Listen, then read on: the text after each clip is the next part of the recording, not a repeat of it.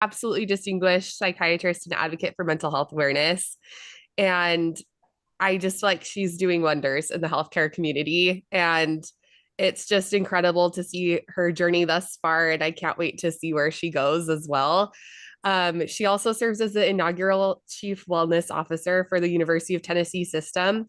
This is absolutely brilliant to have dedicated resources for the wellness of healthcare workers. And I just think it's such a brilliant move.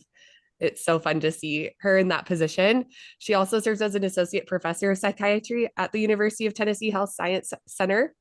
And her focus is on the mental health of students, faculty, and healthcare workers, as well as addressing critical issues such as burnout, perfectionism, and the emotional toll of caring for others. I just, Dr. Gold is such an accomplished speaker and writer, and she has numerous publications. If you look her up, she has publications across the Washington Post, New York Times, Forbes. She has this incredible book. She's contributed a wealth of material to the literature. So I just feel so privileged to be here today with her and to discuss her book. That was Um, a very enthusiastic intro. I It's don't true. I don't even think Janae's ever introduced me with that much enthusiasm. I'm I learning recruited from today. Megan because she's brilliant and super positive. And I'm excited for you two to connect too. And with Teresa, Jessie's kind of badass, and funny. Oh my goodness. And she has a gift that I think very few people have to be able to take complex issues in mental health and in healthcare and make them understandable for the press, even for like Cosmo. It's like, oh, I get that. And I saw that too in this book where there was a lot of nuance involved in like simple stories, but Megan's pretty incredible.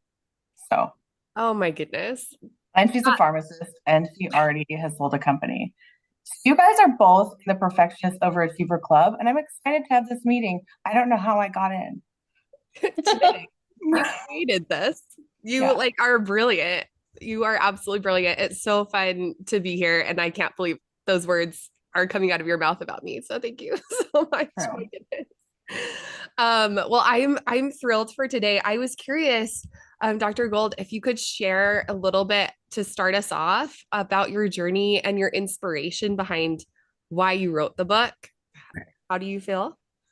Sure. So you can call me Jessie, first of all. It might take you a second, but I'm fine with that. I didn't ever like set out to write a book. Like I'm not a person who was like, no matter what, I'm going to write a book. I think a lot of people who are writers do that, but I've always really written as a way of processing. And yes, what's that I over think there? it's on most people's like top 10 list of things they want to do in their life. It's like 70% of people put write a book.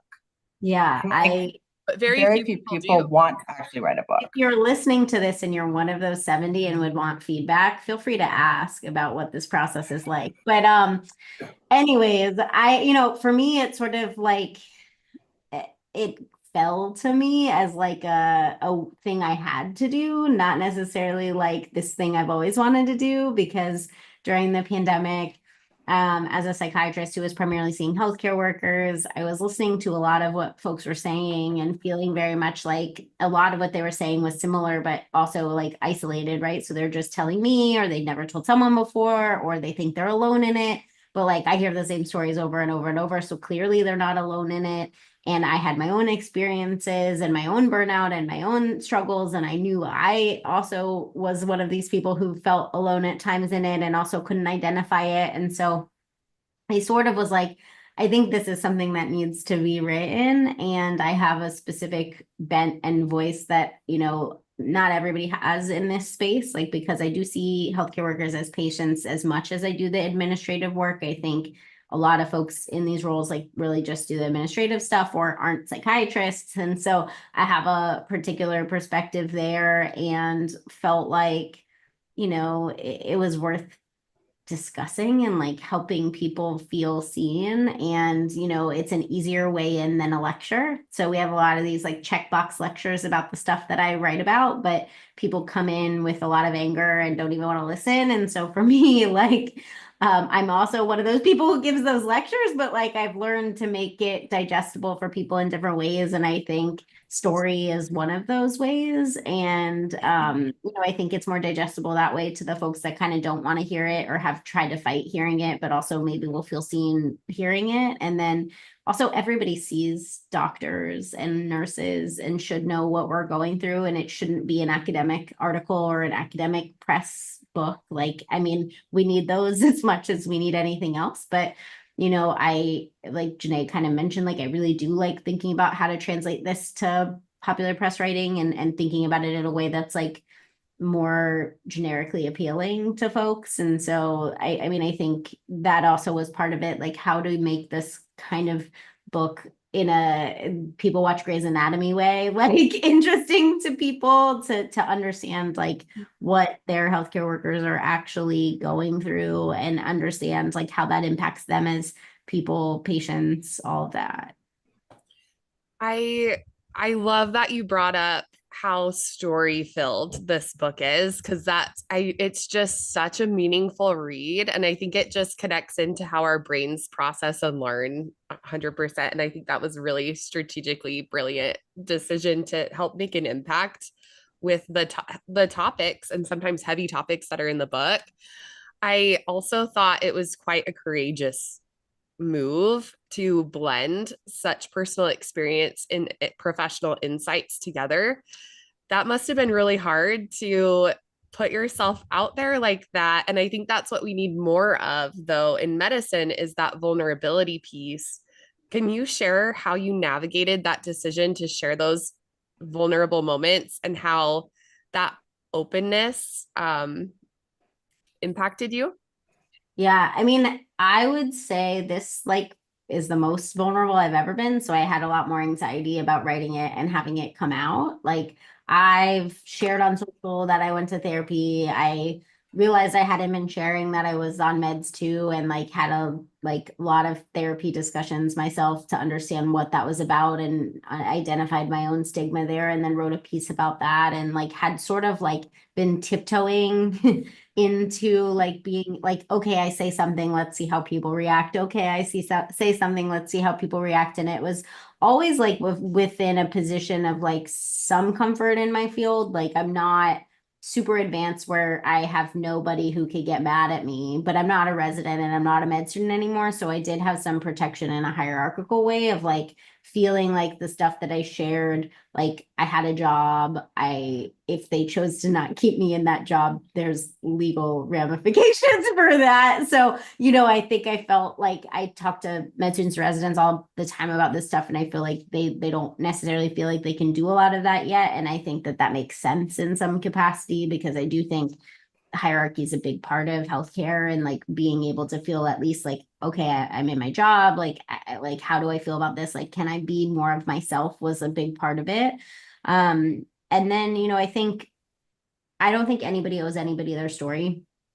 Big believer on that. And I also don't think that you owe your whole story to anybody. Like, I think you can pick and choose what to tell. I think you can choose to tell some stuff at a later point. You can choose to tell some stuff to some people and not everybody. And even though I'm pretty open and vulnerable, there's a lot of stuff I haven't told. Like, that's nobody's business. And even if my editor and other people have tried to push me to tell more because people like trauma porn memoirs, I did put barriers around that and sort of was like, this is as far as I feel comfortable going right now and maybe ever. And I think it landed where I wanted it to. But I think as a person who sees healthcare workers as patients and as a healthcare worker, I decided that modeling that was important. And I did a lot of reflection. I've processed my own story enough to feel comfortable talking about it. I think that's a big part of it. Like if I was still really emotionally like connected to everything I was talking about, I think it would be really hard to not just write it, but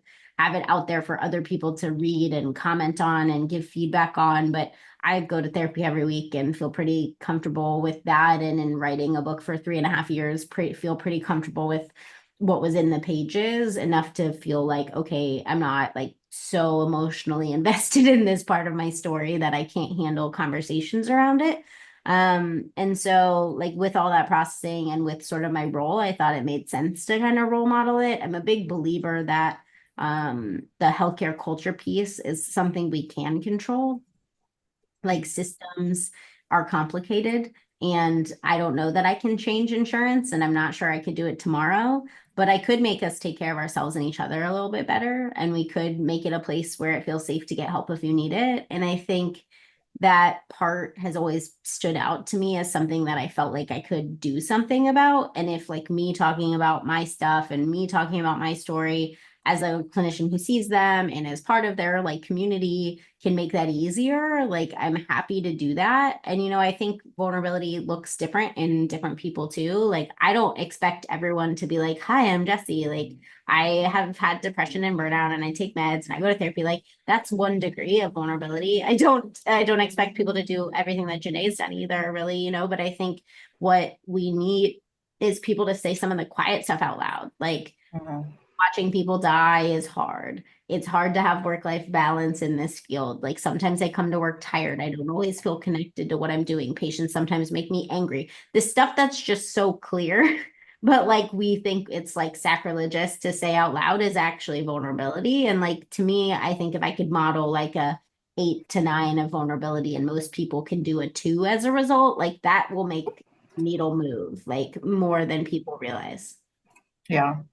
I really like what you're saying too about the boundaries in sharing, because that's something that's hard for advocates to decide, but for everyone to decide. And I feel like sometimes what I've seen is people go kind of all one way or all the other way. Like if you're going to share, they feel like they're entitled to every part of you. And you see that even with like celebrities, like we think they owe us a lot. Um, I was shocked at some things in your book, and one of the things I was most shocked by was actually like your faith in this, the ability to get mental health care. Like, like when you're going and talking to all these, you're talking about like interviewing all these therapists and like finding the right fit, and like I'm like that sounds like a lot of faith, or maybe it's like a very deep understanding of your own boundaries. And I wanted to talk about it a little because Like I'm like, with how do people faith do in that? faith in the mental health system. Both faith in Oh. the mental health system and like faith in your ability to like keep looking. Like some people are like, I don't know, it's good enough, Like what? Yeah.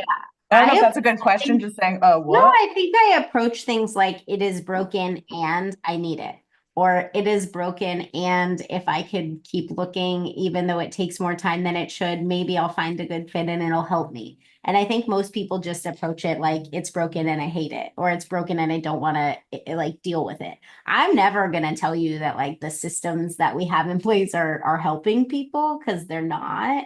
But in a serenity prayer things I can control way, I can control what I do, which is to find a good fit within that the what exists, right? So like maybe you only have 2 people that are covered by your insurance. Well, make sure you pick the right one of the 2, right? Like I don't know, but I think I have faith in the people who practice mental health care. For most people that I've met, like there are obviously exceptions, and I come from psychiatry, so I know that lots of people have had bad experiences with psychiatrists, and it's important to me and like Chase and some of the other folks you've talked to in the past, like who like really do want to change the vision of what people think of with psychiatrists. But I do think it's possible to find a good fit. I do think fit is like so important to feeling like you can trust them and really talk. And until I had my current therapist, I don't think I understood like how different a good therapist could be.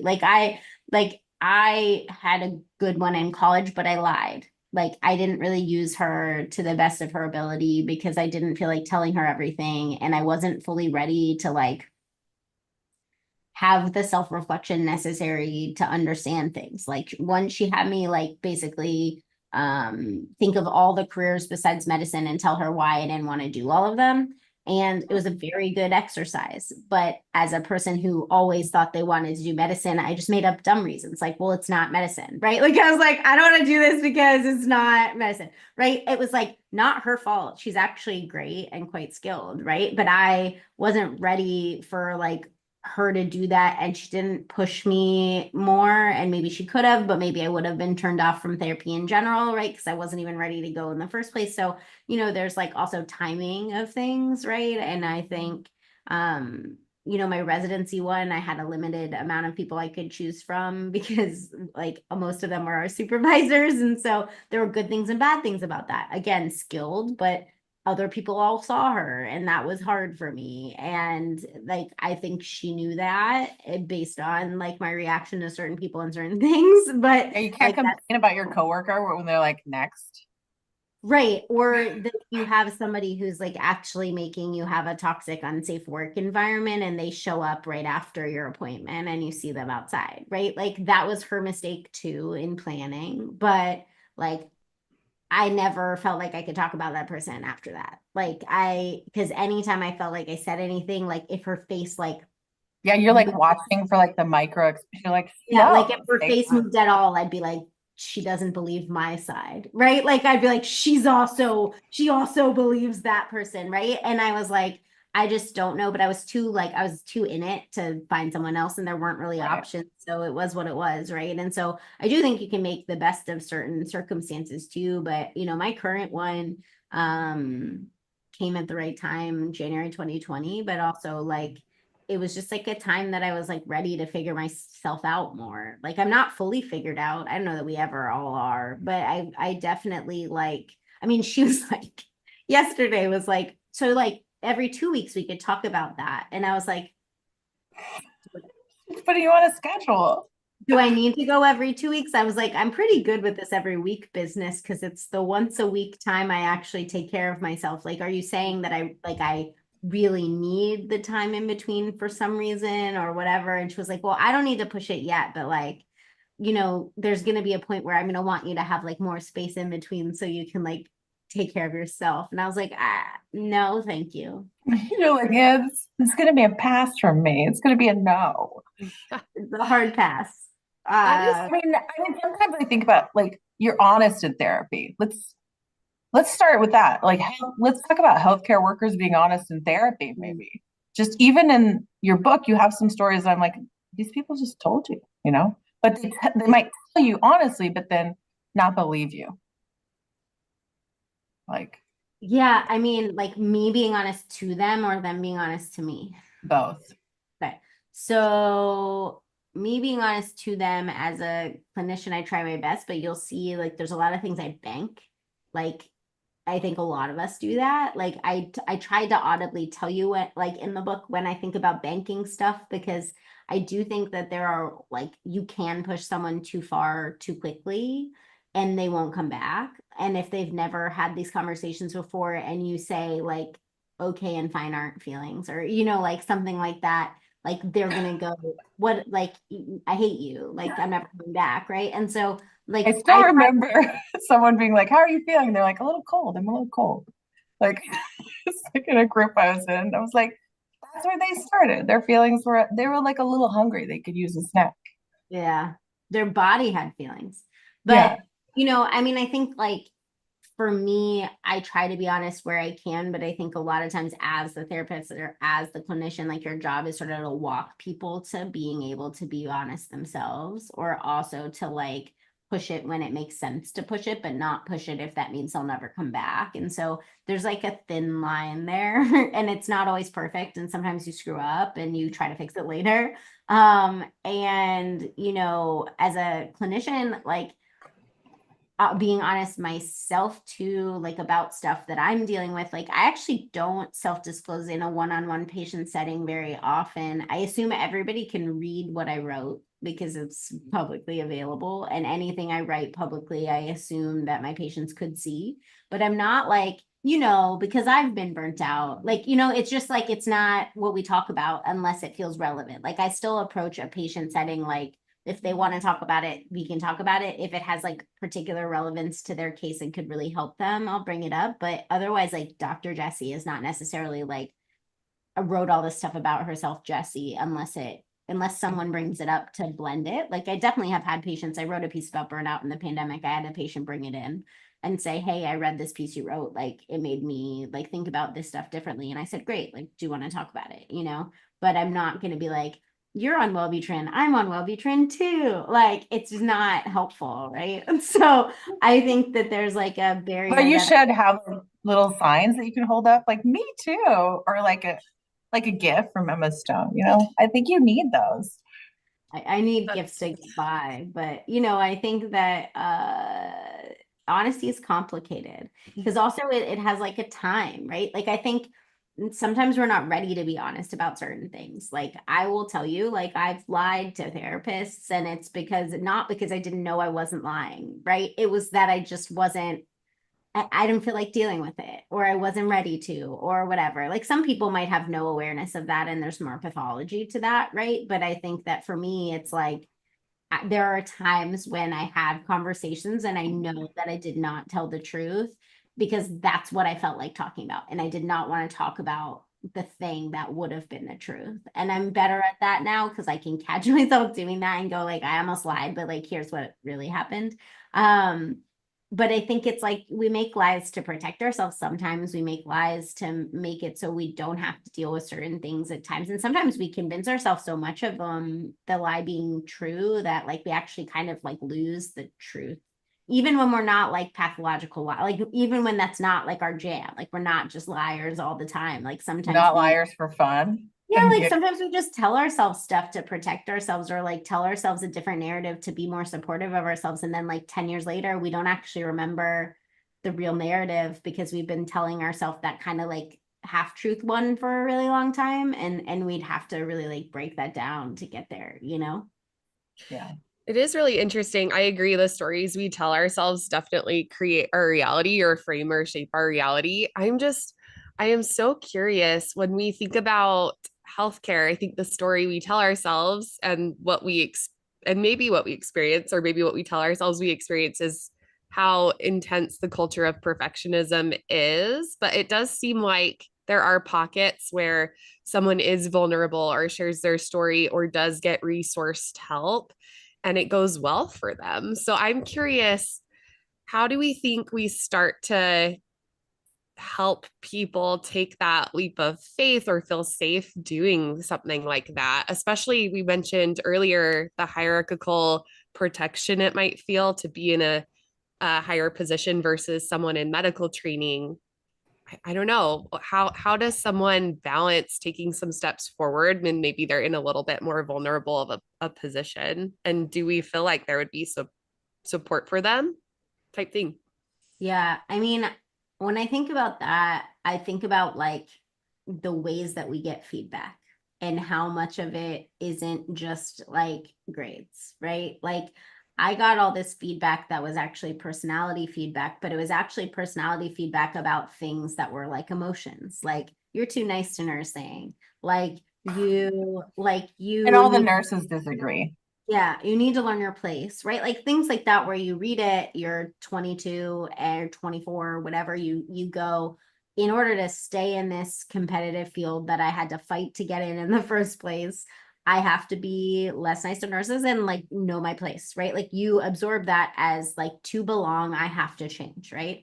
And I think for so long, like that took a toll on me and takes a toll on my friends when I hear stuff from them. And like it's in this unconscious way almost where like you don't even realize that you start to like defend against that and protect yourself and become a person that maybe wasn't the person you were because that's how you survive.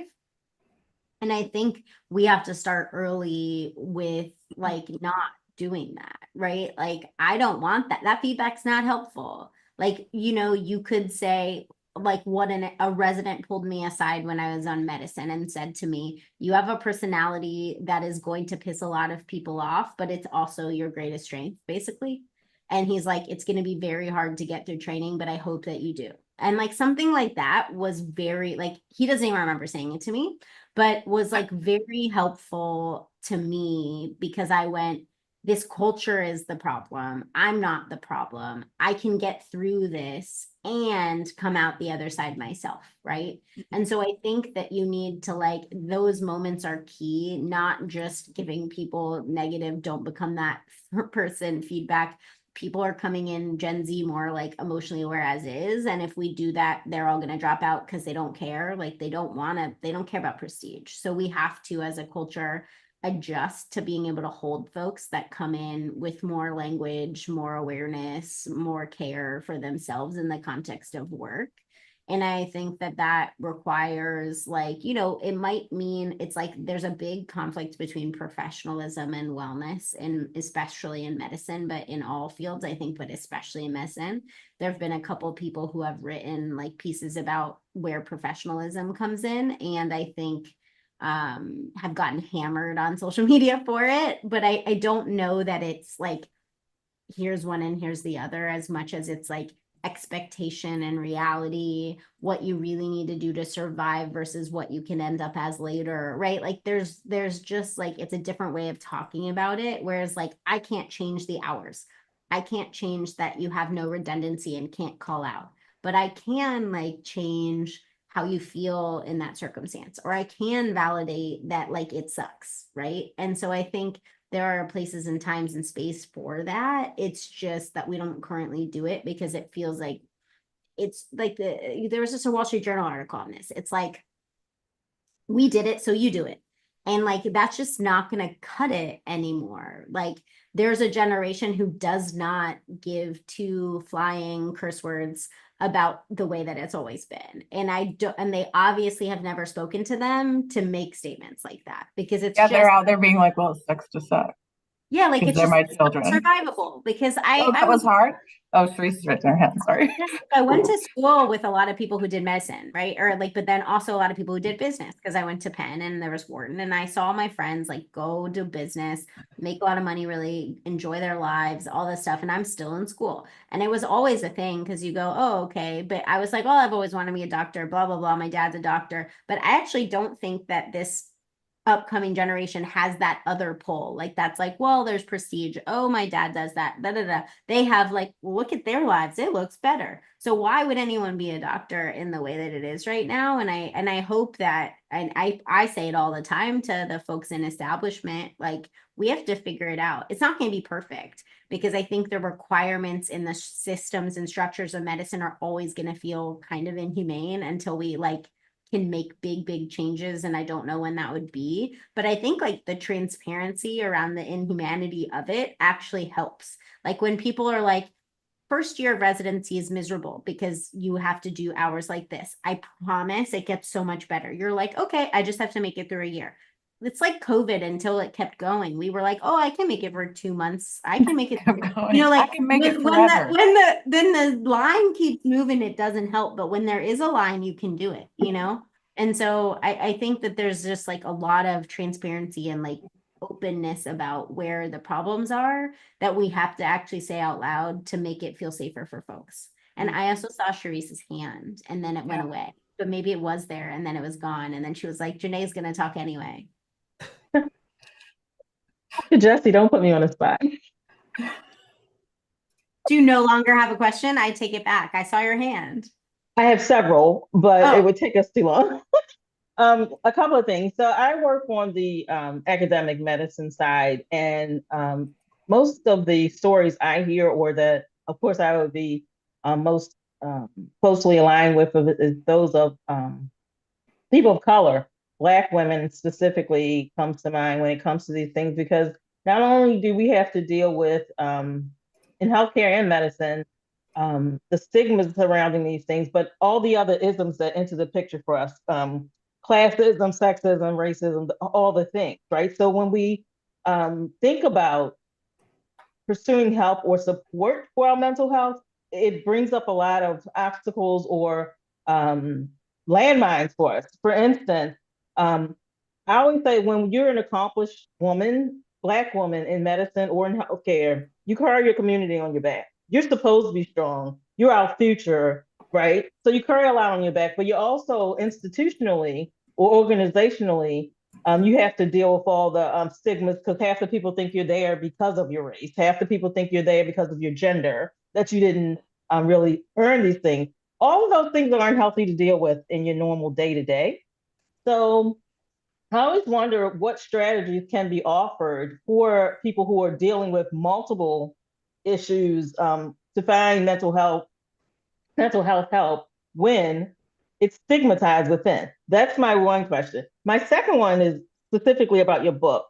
You address both stigma around mental health and the complexities of self-diagnosis. How do you recommend individuals find harmony between self-awareness and seeking professional guidance? You weren't kidding about these questions, friend. Oh, I read that book. Serious. So, I have other questions too, but they're all about the parent.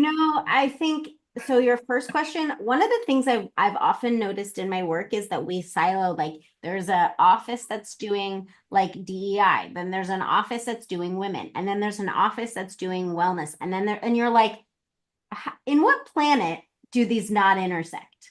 And when I was in my old job, I would be like, I don't think like how can I support your work, and how can I make sure that the wellness work is echoing the stuff you're doing in DEI and the stuff you're doing in gender equity? Because we can't actually help any of those areas if we don't help each other like with it, like, and actually recognize how much they intersect.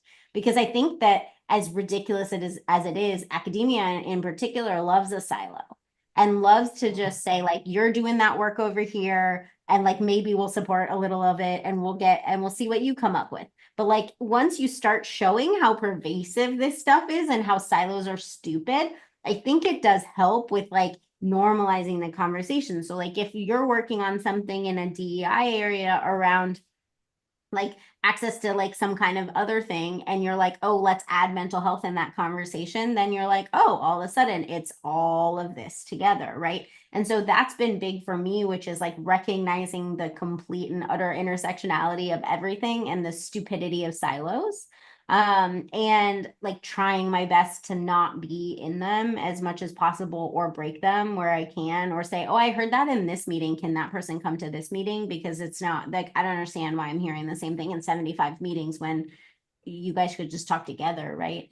And so as a human, I think that's one like sort of system way of thinking about that question. But in an individual level, I think that like it's important to recognize that like our system was, especially medicine, was built on the backs of white dudes who had to snort cocaine to do their jobs, right? So like it was never healthy, and it was never built for people who looked like anything besides that. And so it has a lot of things that need to change to better support the people within it. But I think it makes it even harder for the people who look like differently to make it through, because it's not built for them in any capacity, and the systems are not in place to support them through it. And like, to me, like one of the things I struggled a lot with in my job, like my previous job, was like staff didn't have access to privileges as much as, didn't have benefits. And the staff were traditionally like, they were lower pay employees. They were people who were a lot of people of color, where we're not actually helping them get into mental health because the access to service was faculty,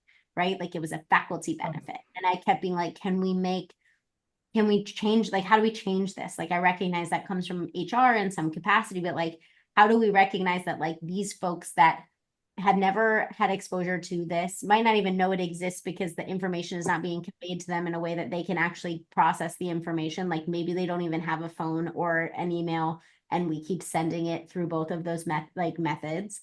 Like, and we aren't financially supporting them to get it because it's not a benefit. Like, how are we helping these groups? And I think that those questions and those like being able to like point out the holes, like honestly surprise people every time I point them out, but I think is like very much a product of this system not built to support the sort of diversity within it. But it has a lot of like I was like, can we make a pot of money and give them the money, right? Like there's ways around it, but they have to want to do it, which is obviously a whole bit. That's always the first question in well-being.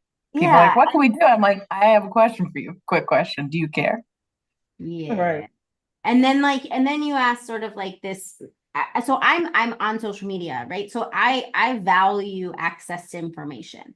I think it's important. I think that we've protected information too long, and that people should have access to information, because you have questions about yourself and you want to understand yourself. And I would never say to a patient who like did their own research or who looked on TikTok and found something that was the wrong way of going, because I do get it. You're like, this thing is wrong with me. What is this thing? Can you answer this thing? And it leads you down rabbit holes.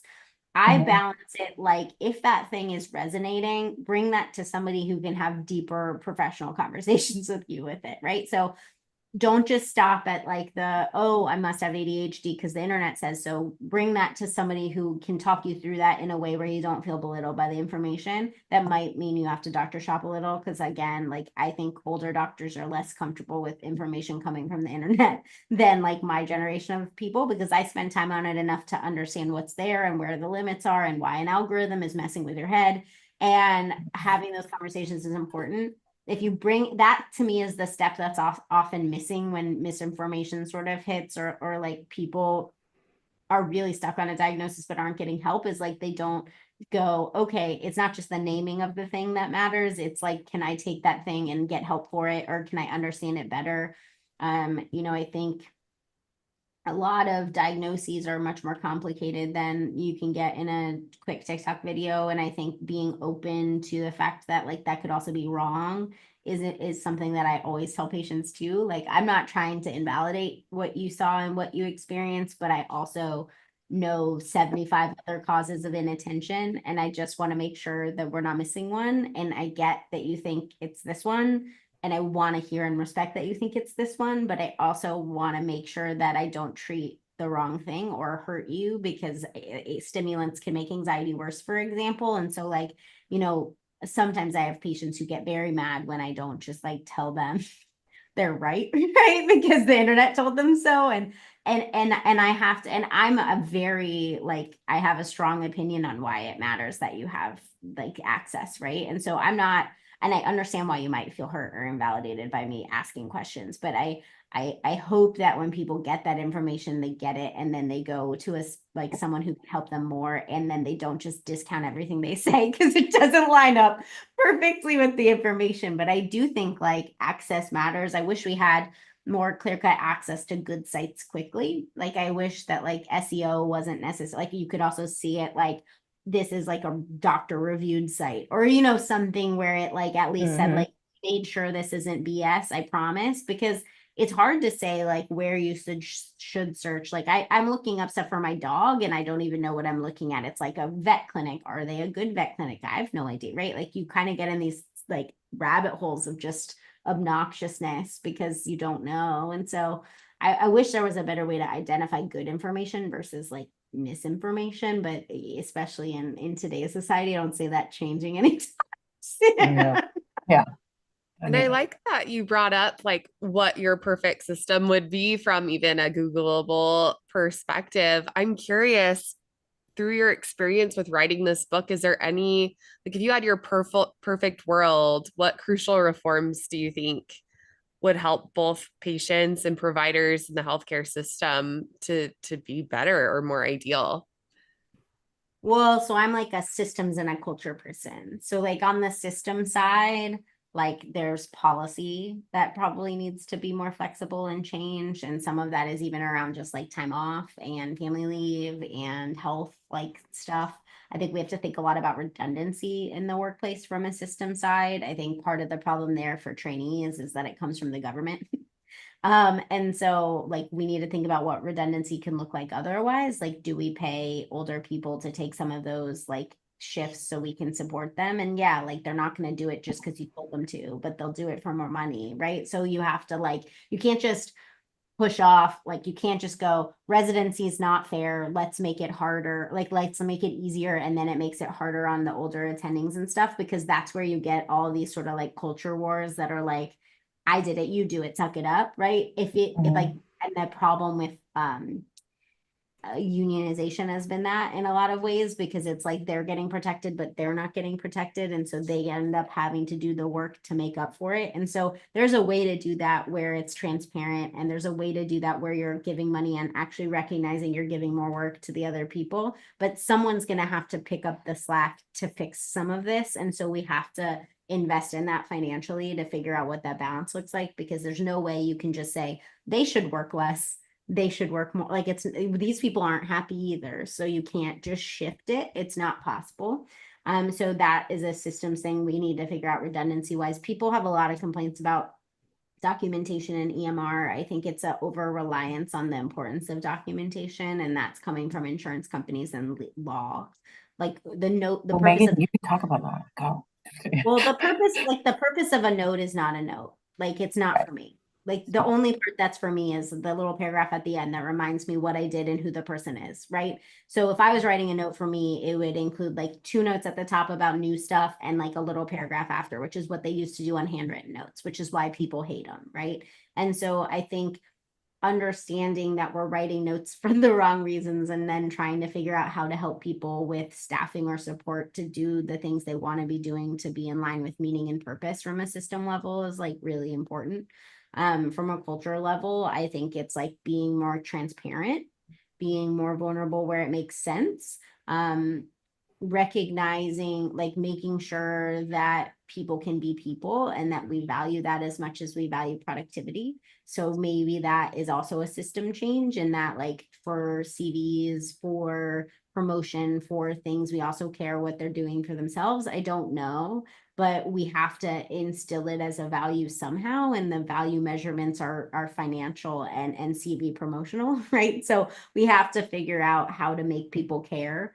And so I mean, I think it might end up that way. I think those are like, that was a lot. That was a There's a lot. lot You of gave change Well, needed. I Yeah. was about to say I agree That was about a the start. documentation. I always say the clinical documentation and the type of documentation providers are doing with their patients. There's 5 other people in that room besides the patient and the doctor who that documentation is for. So, I mean, what do we attribute that to? Do we take it out? No, we can't remove all the regulatory hurdles and that type of thing, but the actionable information in that documentation is what needs to be at the forefront for doctors and for patients, quite frankly. So I don't know how we solve that when we do have an overly regulated system here in the US. That's not our problem today. We're going to talk about the book. We could talk about that another day. And I think it could be a Big of a problem to solve. Yeah, I mean, our ideas for solving things, that could be a lot. I mean, I feel like most of the people on this call have technological infrastructure ideas for how to fix it and policy ideas. But let's talk about your parrot. You knew I had to cockatiel, not a parrot. a cockatiel. Let's talk about this. Do you guys remember in the first paragraph of the first intro chapter where she's like, one time I got a parrot as a reward for good grades. And I was like, you know what? If my kids got good grades, I still wouldn't get them a bird. But like, that's a strong reward. Like, how did you sell that to your parents? And like, you just threw it in the book. And I feel like it should have been a bigger star of the book. I don't remember selling it. Like I was maybe in 2nd grade or 3rd grade. I remember it was like a pet avoidance. Like they wanted to get us a pet, but like not another dog or something. And they picked bird. I don't know. Brave parents. I don't know why. We went to my brother got a like another kind of tiny bird that's a lovebird. Okay. And that one did not live very long. My bird lived all the way till I was in college. And so like that was, my mom liked my bird, which was good, but it was like, I named it, like, you can tell how young I was, and it also dates it. His name was Mo, after the fact that Beethoven 2 had a dog with a spike and they named it Mo, and my bird had a spike because it was cockatiel, right? And so I just dated myself for when that came out, and also my age, right? Like I was watching Beethoven 2, right? So I didn't think about how long birds live. That was my mom's job, right? Like she should have said that was stupid. So she got herself stuck with a bird all the way through like half my college experience because that thing lived forever. But I think that like money was not as appealing anymore or something. Like I can't guarantee exactly how that happened, but if you get good grades a lot and they give you money for grades, then you start to be bored by them. Like it's not that I was going to stop getting good grades. It just wasn't an incentive. And so I feel like they tried to up the ante, and I read that thing about parenting where like, give kids experiences, not money. Yeah, I mean, like there's some aspects like I like vacations and things like that, right? Like if you were like, hey, Jessi, get some great old pocket things for us to go on a trip together, like I probably would have been into that. But that's just like, our allowance was like based on like grades and swim times. Okay. Yeah. Going back to the culture of perfection. I mean, that's why it's in there. I didn't really like write a tell-all of my parents because it's not the point, but there's like little No aspects. one wants to read that book. No Yeah, one. but It's just there's like what little aspects in there because you're like, well, how do you end up like, my that tell all of my parents would be, section? it would like start with me having to take business courses from like finance guys and like the rich dad poor dad stuff when I was like 11. And like, 30 short years later, I'm like, hey, actually, that's useful knowledge. Like, so I maybe wanted to learn it in my 40s, not my teens. And I had one sister who was like, why are we doing this? Why can't you do anything that's age appropriate, parents? So maybe she would have the better tell all book. Maybe. You never know. Yeah, you never know. Megan, I feel like you have a question. She's like, how do we, Megan's laughing at us. she's like, how do I I stop love Janae? this. This I is think that her brain is like, okay, like, how do you stop Janae? no. I enjoy this. Are we This is gonna make very that a clip? enjoyable. I'm gonna make just that a clip for The like what? previewing the video. Oh Just yeah, like that's a good one. a little song. You guys wrote me a song. You stop a problem like Janae. One of my favorite movies on all time. Just then. You're welcome. Yeah. That's so funny. We watched so many musicals. What was your favorite chapter to write? Like, do you have favorites in the book? Because Luke was one of my favorite. Wait, was it Luke? Yeah. The resident. No, because no, Because because they're they're groups of groupings of more than one person. uh, Mm. I mean, I think the hardest chapter, but probably most important for me to write was like the panic attacky one, getting called from COVID unit situation, because it was like a lot of still prevalent emotions that needed to be processed through writing, which I was glad I chose to do. But then, while writing was like, oh, this is still a problem. And I think oddly, maybe not oddly, like people have said to me, like, can't believe you did that. I can't believe you did that. Like because I guess it's like sacrilegious in some way to say that you like your body forcibly rejected the idea of doing like the obligatory thing you're supposed to do in healthcare. But I didn't feel like I was saying it like, ugh, like I'm above this and don't deserve to do this. Like I had so much guilt about not doing it in the first place. It just was like interesting to me that my body like had the guilt, but then at the same time, like also just was then like, well, now that you said I didn't have to do it, I don't want to do it, right? Like I had both ends of the coin there, and like it was like a strong, surprising reaction to me, honestly, because I had so much guilt about being a frontline worker behind a computer, which led to a lot of my overwork. That like having like being called to go in and going like, but wait, like no, was like this weird like mind game thing that like my brain had basically said like, oh, you don't have to do this, you get to be safe. Like you can support them in different ways. And then it was like, no go, you can't, and my sister, who's a medicine doctor who did go and like do ICU work and stuff, was surprised I wrote that.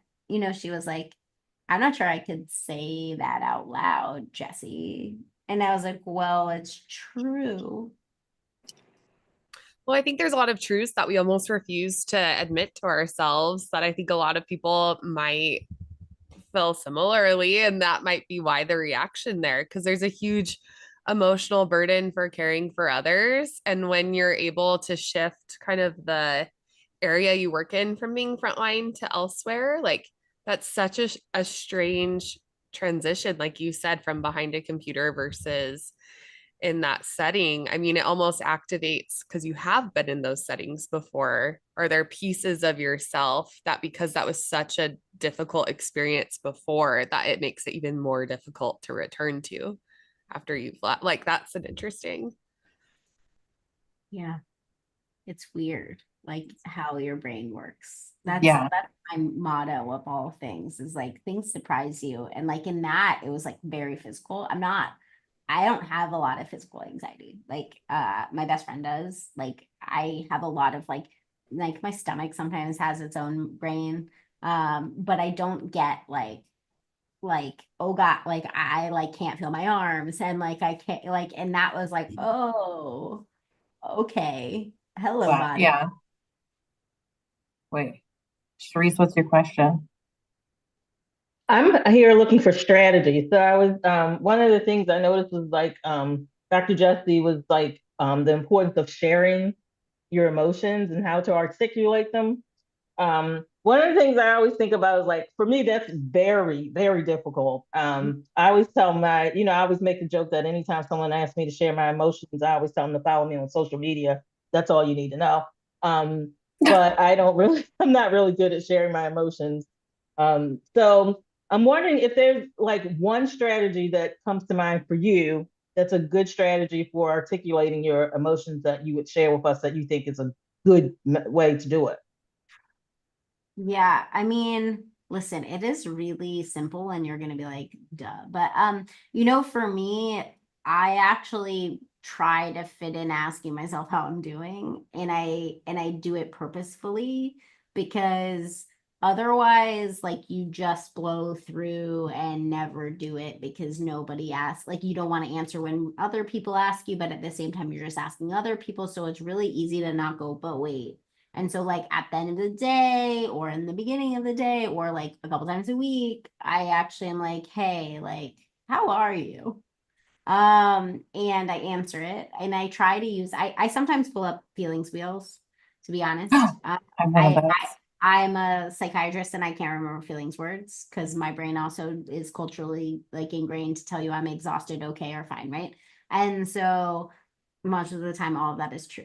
But I try to find the words where I can. And then I also have worked on the not judging if it's a good or bad feeling bit, because I think my brain immediately is like, this is good, this is bad. And I'll even say like, ugh, it's bad that I said, like, it'll just be like, it'll come out in some way where it's clear I had a feeling about that feeling, like even if I didn't realize I did. And so I try to ask, give myself like the words if I need it, not judge them, and then not try to solve it right away either, which is also very hard. Like for me, I'll be like, oh, like I can go outside, I can like journal, I can go in a shower, like I can go get a massage, I can go play with my dog, I can, and I'm like, I should just like come up with 75 solutions right now. And like sometimes it's just like you just need to be mad.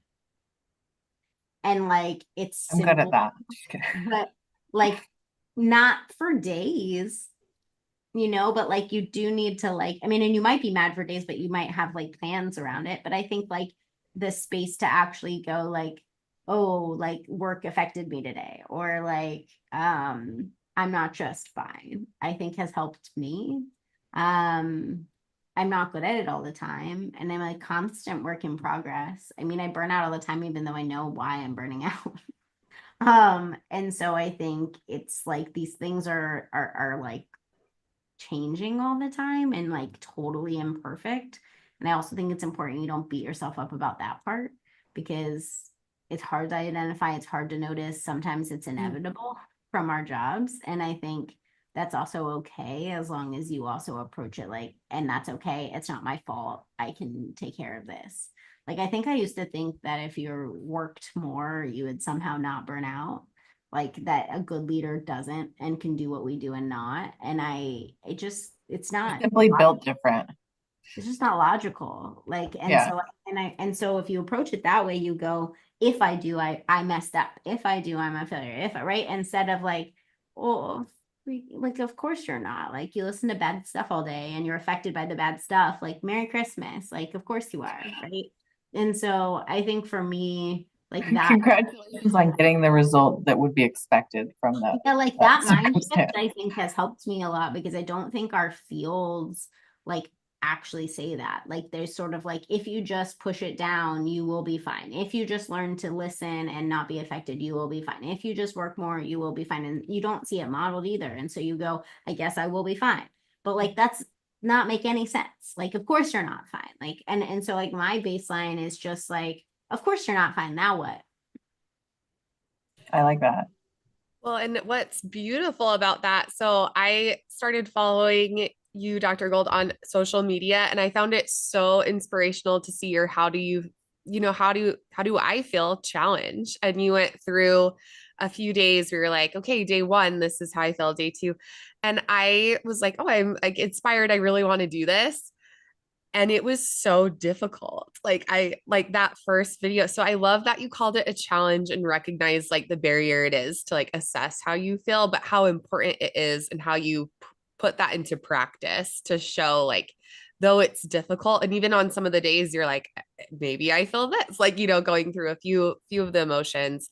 I just thought that was really an inspiring example of how to start bringing this to the forefront of our minds and starting to feel our emotions and process them and start to work through those things to help prevent burnout or help address burnout or realize your burnout. I think that's a big piece of the problem is when you're burnout, you don't know, like you're just so under that crushing weight. And so Or what you a do what a know. beautiful example. Seriously, I just loved seeing that. Yeah. Very inspirational. I love it Yeah. too. We're all going to do it now. We're going You to talk should. about how we feel. It was hard Yeah. though. I like started a video and just sat And- there for a And minute. Teresa's Like, going to have to mail it, like text us all how she feels every day for her space. And I'll be like, I'm tired and maybe a little mad today, every day. we should do it. We should trial it out. Yeah. And then as I say to other people, I say, what flavor of mad are you? Ooh, I like that. But I'm not a trained psychiatrist, which is clear if you ever meet me. What? One of us is Jessi. I also want to thank you for for writing the book, for coming on the book club, and for like being amazing. Thanks, friend.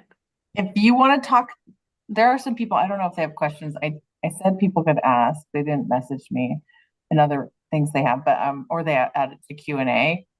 But what do you want people to know about this book? Like the nonprofit is like a bunch of people who care about mental health largely, but also who care about healthcare worker mental health and have been through like crisis or lost someone. So I mean, I want people to know that hopefully it's a place to feel understood and seen, that it's a point of conversation. Like I didn't write it to just be in a bubble. Like I wrote it to spark conversation. So if you're in a workplace or you're in a situation where it feels like people don't get it, like it could be a conversation starter to make people get it. And I think that that's like the goal for me. It's not that like people buy the book, like that's great, but really to me, like we don't cause like change in culture unless we start talking about these things. And if like this is helpful to talk about those things, like I'm glad. That's why. So buy the book and change your culture. That's the message. I love it.